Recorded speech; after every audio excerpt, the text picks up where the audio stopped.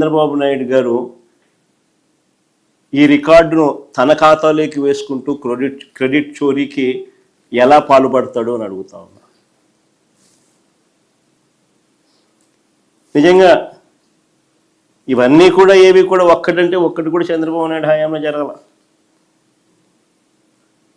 మరి సిగ్గుండాలి కదా క్రెడిట్ చోరీ తీసుకునేదానికి.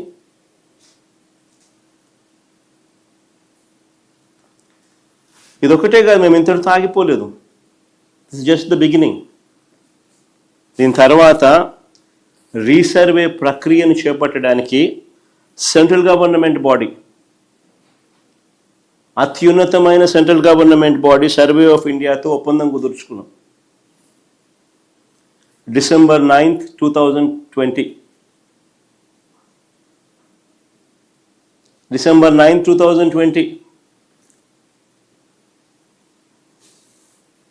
సర్వే ఆఫ్ ఇండియాతో ఒప్పందం కుదుర్చుకున్నాం. ఏపీ ప్రభుత్వము సర్వే ఆఫ్ ఇండియా ఒప్పందం కుదిరిన తర్వాత అడుగులు ఇద్దరం కలిసికట్టుగా వేయడం మొదలెట్టాం.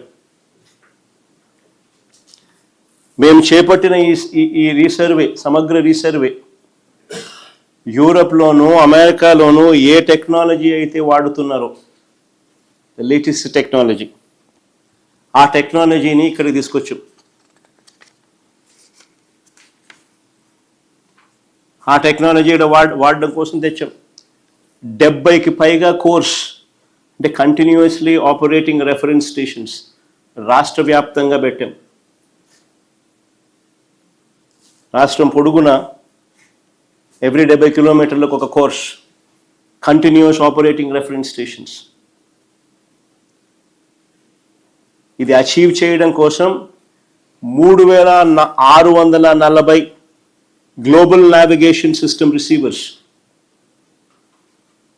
అచీవ్ చేయడం కోసం 3640 GNSS receivers, global navigation satellites system receivers.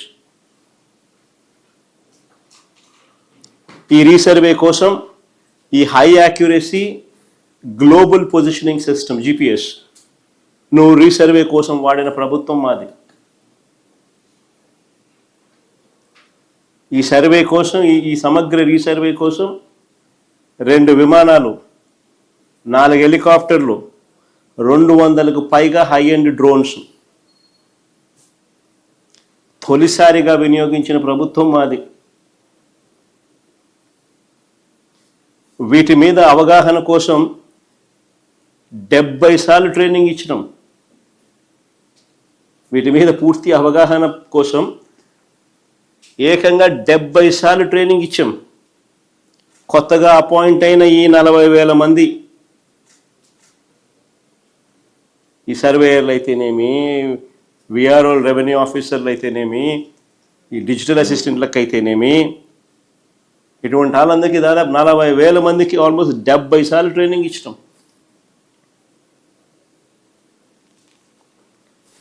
కొన్ని కోట్ల సర్వే రాళ్లను గ్రామాలకు తరలించాం. కొన్ని కోట్ల సర్వే రాళ్లను గ్రామాలకు తరలించాం. ఇది ఎప్పుడు జరగల.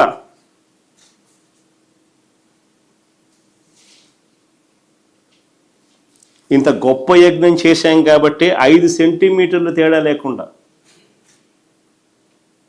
5 సెంటీమీటర్లు తేడా లేకుండా మేము కొలతలు వేసాం. చంద్రబాబులా మేము ఎప్పుడు కూడా కబుర్లు చెప్పలా. ఓ గొప్ప వ్యవస్థను క్రియేట్ చేశాం, ఓ గొప్ప టెక్నాలజీని అడాప్ట్ చేసుకుని గొప్పగా అడుగులు పడ్డాయి. అంతటితో ఆగిపోలా. ఎక్కడికక్కడ వివాదాల పరిష్కారం కోసం మండలానికి 2 అధికారులు చొప్పున 1358 మండల మొబైల్ మెజిస్ట్రేట్లు వర్ ఆన్ ద మూవ్. అక్కడికక్కడ పరిష్కారాలు చూపేదానికోసం 1358 మండల మొబైల్ మెజిస్ట్రేట్లను they were on the move. మండలానికి 2 అధికారులు చొప్పున. అంటే న్యాయాన్ని ప్రజల ముంగటికే తీసుకొచ్చి వారికి శాశ్వత పరిష్కారం చూపించే దిశగా అక్కడికక్కడికే ప్రజల సమక్షంలోనే వాళ్ళ ఊరికే వీళ్ళు వచ్చి కూర్చొని రికార్డ్స్ అక్కడికక్కడికే చూసి డిస్ప్యూట్స్ ఏమున్నా సెటిల్ చేసే కార్యక్రమం. ఇది కాక రియల్ టైం అప్డేట్స్తో, ఇంతకుముందు చెప్పారు, ఇది కాక రియల్ టైం అప్డేట్స్తో ఏపీ గవర్నమెంట్ పోర్టల్, మీ భూమి వెబ్ పోర్టల్ మేము అప్గ్రేడ్ చేసినాం. అప్గ్రేడ్ చేసి మీ ల్యాండ్ పార్సల్స్ వివరాలను అలర్ట్స్, రియల్ టైం అలర్ట్స్, దాని మీద ఏ ట్రాన్సాక్షన్ జరిగిన రియల్ టైం అలర్ట్స్ మీకు వచ్చేట్టుగా, అప్డేటెడ్ ఇన్ఫర్మేషన్ మీకు వచ్చేట్టుగా అప్గ్రేడ్ చేసాం ఈ పోర్టల్. ఇప్పుడు చెప్పండి, దీన్ని మహాయజ్ఞం అని అంటారు. అయ్యా చంద్రబాబు, నేను అడుగుతా ఉన్నా, ఈ చంద్రబాబు ఎవరైతే ఉన్నారో ఏ చిత్తశుద్ధి లేదు ఈ మనిషికి, సీరియస్నెస్ అనేది ఉండదు ఈ మనిషికి. ఎవడైనా చేస్తే వాళ్ళ క్రెడిట్ తానే తీసుకునే ప్రయత్నం చేస్తారు తప్ప ఏదైనా చేయాలని, ఆ చేసేది చక్కగా చేయాలి అని చెప్పి ఏ రోజు ఆయనకు చిత్తశుద్ధి కూడా ఉండదు. బేసిక్లీ ఆయనకు అవగాహన కూడా తక్కువే. సర్వే అంటే ఏందనేది కూడా చంద్రబాబు నాయుడుకి అవగాహన కూడా తక్కువే. ఎందుకంటే ఏ పొద్దున్న ఇన్వాల్వ్ అయి ఉంటే కదా, ఏ పొద్దున్నా కానీ నేను చెయ్యాలి అని చెప్పి తాపత్రయం పడింటే కదా. ఎందుకు ఈ ప్రశ్న అడుగుతున్నానో తెలుసా? అసలు సర్వే అన్నది సర్వేరాలు లేకుండా అసలు ఎలా పూర్తయినట్లు? సింపుల్ క్వశ్చన్ నేను అడుగుతా ఉన్నా. అసలు సర్వే అన్నది సర్వేరాలు లేకుండా అసలు సర్వే ఎలా పూర్తయినట్టు? ఈ పెద్ద మనిషి అంటాడు, సర్వేరాలను కొన్ని కోట్ల సర్వేరాలను తరలించినారు, గ్రామాలకు చేయించి తరలించినారు అని అంటాడు. బుద్ధి లేకుండా, జ్ఞానం లేకుండా, అవగాహన లేకుండా. అసలు సర్వే అనేది సర్వేరాలు లేకుండా అసలు ఎలా పూర్తయినట్టు? ఏ రైతుకైనా, ఏ భూ యజమానికైనా సరిహద్దులు తెలియజేసే ఈ రాళ్లను పాతితేనే కదా సర్వే పూర్తయినట్టు. అంతేనా కావాలా కదా? ఆ భూమిలో సర్వే అయినట్టు డిస్టింక్ట్ రాయి అంటే ఒక విశిష్ట రాయి, ఒక విశిష్ట మార్కర్ ఏదైనా ఉండాలి కదా.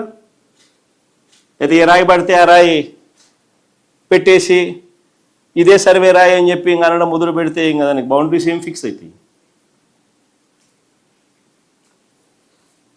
లేదంటే ఏ రాయి పడితే ఆ రాయిని చూపిస్తూ అదే ఆ సర్వే రాయి అని చెప్పి అనడం మొదలు పెడితే మళ్ళా కథ మొదటికి రాదా? అంతే కదా. సో సర్వే రాళ్ళు అనేది ఒక డిస్టింక్ట్ రాయిగా ఉండాలా, డిస్టింక్ట్ మార్కర్గా ఉండాలా.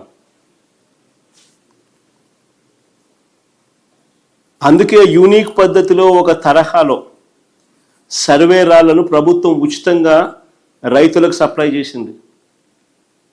ఆ రాళ్ల మీద అది యూనిక్గా ఉండేందుకు ఆ రాళ్ల మీద శాశ్వత భూ హక్కు, భూరక్ష అనే స్కీమ్ ఏ పేరైతే మేము పెట్టామో ఆ పేరును పెట్టాం.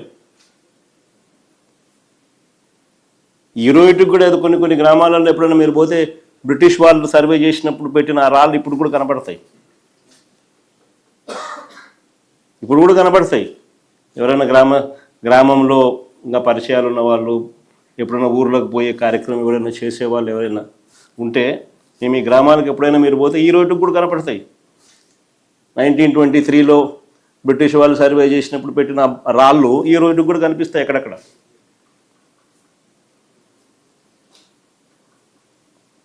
ఈ మనిషి పెద్ద మంది అంటాడు, రాళ్ళు ఎందుకు అంటాడు?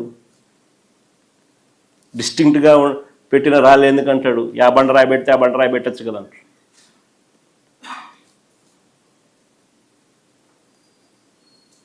ఆ రాయి పడితే ఆ రాయి పెడితే రేపు పొద్దున అదే సర్వే రాయి అని చెప్పి ఎలా చెప్తావు? ఇంకో రాయి చూపించి ఇదే సర్వే రాయి అంటాడు. ఇప్పుడు కూడా బ్రిటిష్ వాళ్ళు సర్వే రాళ్ళు అప్పట్లో 1923లో పెట్టినటి ఫోటోలు.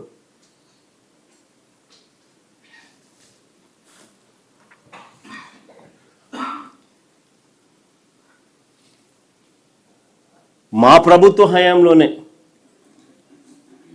అందరికీ కూడా అర్థమయ్యేట్టుగా చెప్పాలనంటే, ఇంత పెద్ద వ్యవస్థను మేము క్రియేట్ చేసి మా ప్రభుత్వ